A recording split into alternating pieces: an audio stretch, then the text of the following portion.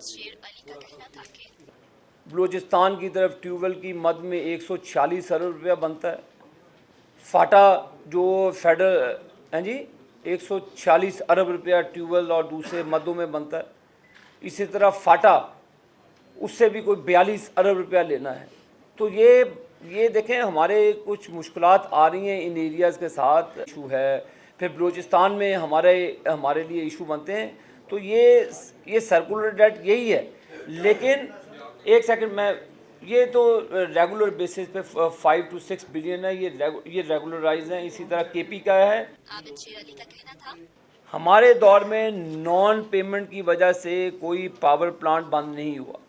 ये बड़ा एक मेन इशू था कि माजी में जो पावर प्लांट्स बंद हो जाया करते थे वो नॉन पेमेंट्स की वजह से होती हैं। हमारे हुकूमत में पेमेंट्स को रेगुलराइज किया हुआ है। तमाम आईपीपीज़ को उनको टाइमली पेमेंट्स हो रही हैं और जो भी एक माफिया काम कर रहा है उस माफिया को भी हमने सबक सिखाने के लिए नोटिस सर्व किए हैं। और हमने तो इसके डी-रेटेड टेस्ट करवाए हैं तमाम जेनकोज से।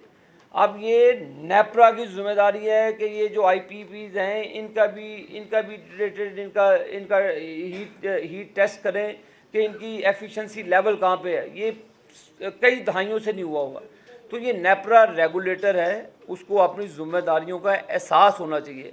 आज हम जब जेनकोज होल्डिंग की बात करती हैं क्योंकि उसकी ओनरशिप गवर्नमेंट ऑफ पाकिस्तान की है, हम अपने अदारे में एफिशिएंसी बढ़ाने के लिए हमने जो तेल की चोरी होती थी 7 से 8 अरब रुपये की, हमने वो ख़त्म करके उसको प्रॉफिट में तब्दील किया है। हमने उनके हीट रेट टेस्ट करवाए हैं तमाम जेनकोज होल्डिंग के। हमने उनकी एफिशिएंसी बढ़ाने के लिए उनकी जनरेशन में इजाफा किया है। ये है TNN TV। देखते रहिए ताज़ा तरीन खबरें और एक्सक्लूसिव रिपोर्ट्स।